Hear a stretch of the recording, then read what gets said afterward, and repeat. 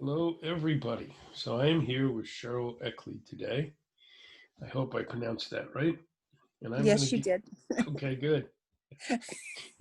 I'm going to give the floor to her to explain why she's here. Aloha. Good morning, everyone. Thank you for allowing me to be a part of this circle. Jim had discussed that we were going to be talking about water issues around the world. And even though I'm in Hawaii and we're 2,500 miles in the Pacific away from the closest mainland, groundwater problems do exist here. And water issues are something that we're striving to work on. The two main groundwater related problems in the state of Hawaii are contamination by organic or inorganic chemicals, which are associated with agriculture.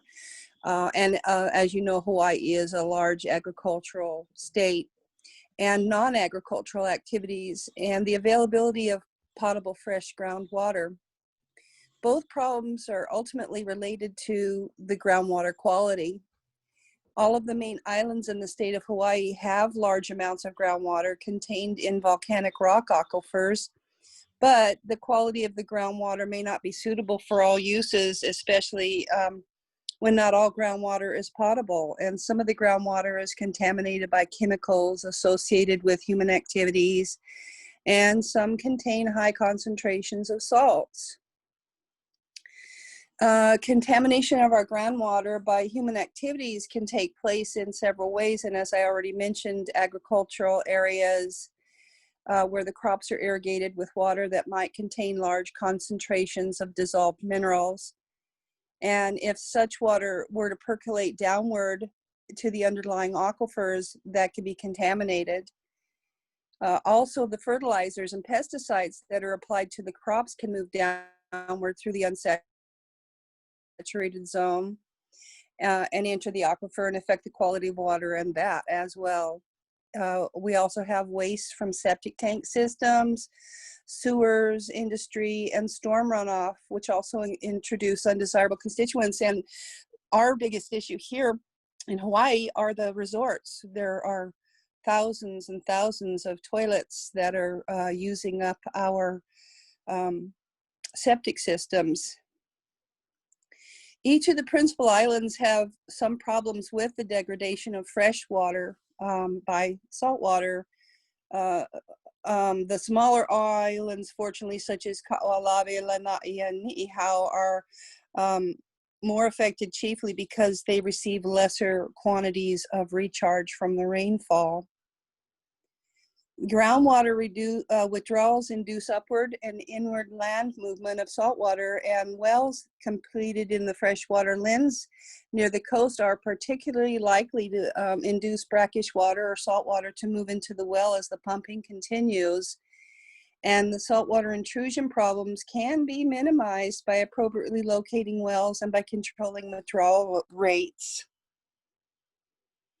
And some of our water availability problems do arise locally when the demand for water exceeds the supply, and that's going to be, everywhere we see that happening. In some of our areas, water must be imported from other areas by ditches and tunnels and pipelines to satisfy the demands. And in the Hawaiian Islands, some of those ditches and tunnels and pipelines are antiquated. As with most areas of the world, when the development increases, the demand for fresh surface and groundwater increases, and does the potential for contamination and depletion of the water resources to that area. So to alleviate some of these problems, efforts are being made to reclaim and recycle groundwater in the state of Hawaii. We also have rainfall and drought, which are two major factors that we have to look at. And because of climate change, this has brought about a change in rainfall patterns, which is generally decreasing rain in formerly dry areas and increasing rainfall in the wet areas. And what we need to do is find ways to take advantage of these new patterns by capturing more of the rainfall and diverting it to the drier areas.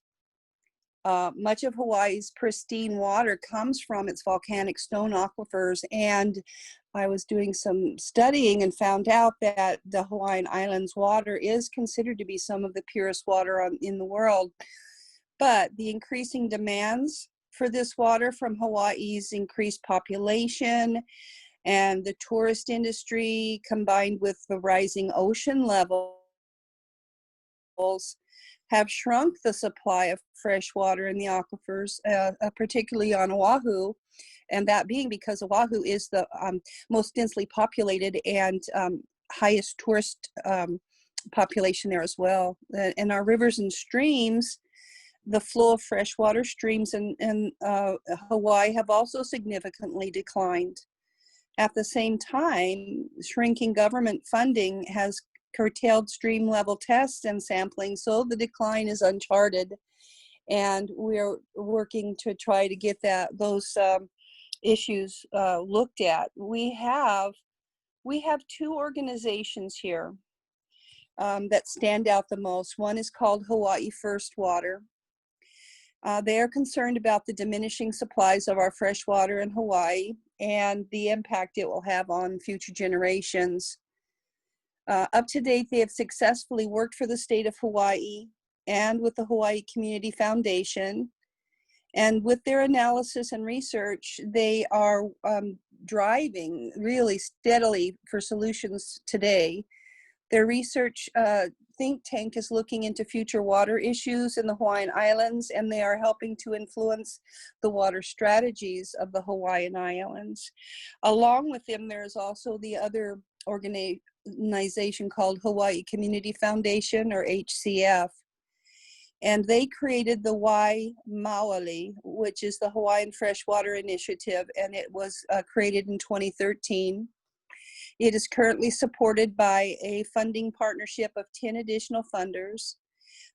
Excuse me, the Freshwater Initiative is designed to proactively address and resolve water supply issues. In order to tackle this important issue, HCF has invited the stakeholders from all sides of the issue, so they're getting a full picture of a way of resolving this. They're including the agriculture and the private landowners. They've brought in the scientists and government officials, and they're convening as a freshwater council.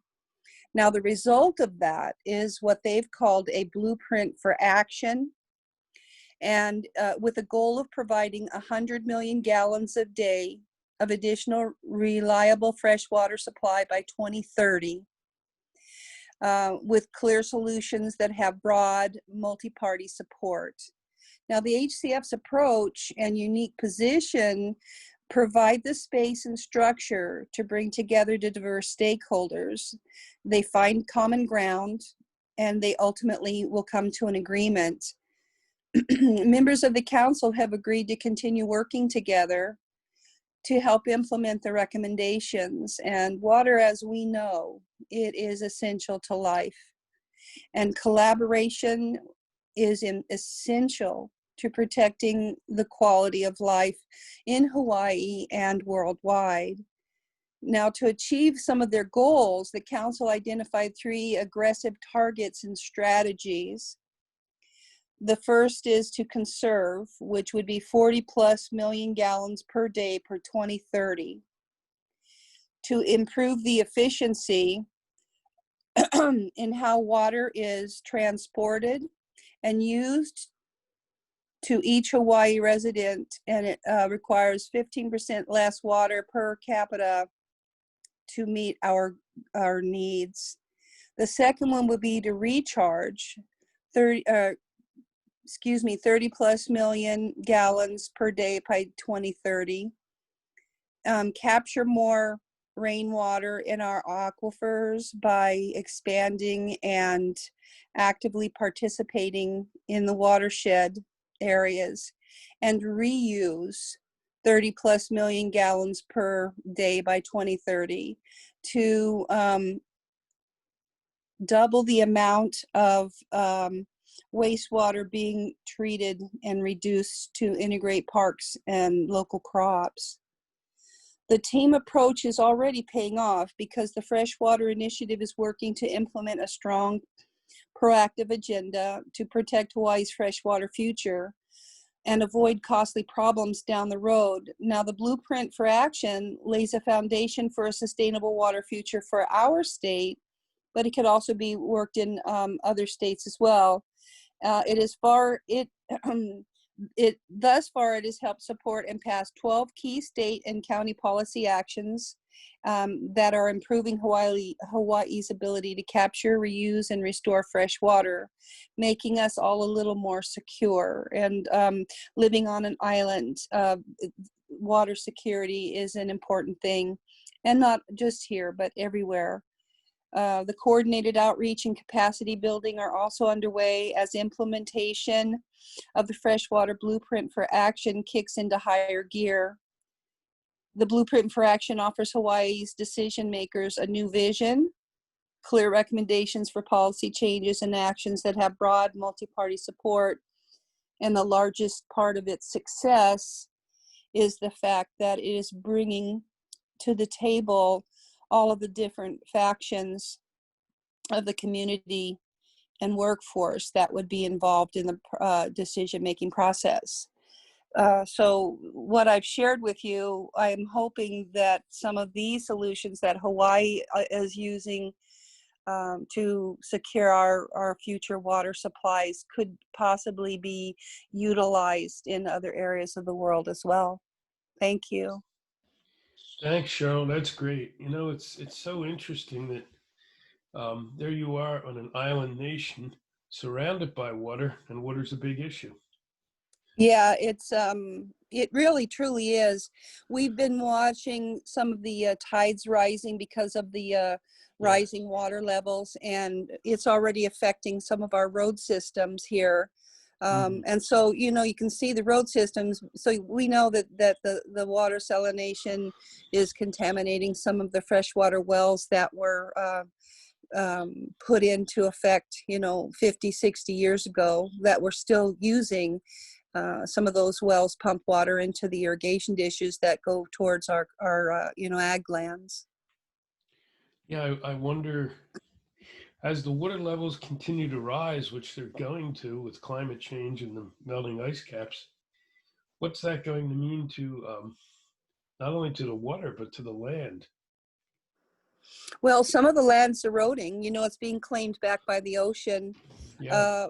They're putting up, which isn't a good idea. They have found break walls. Mm. You know, a break wall.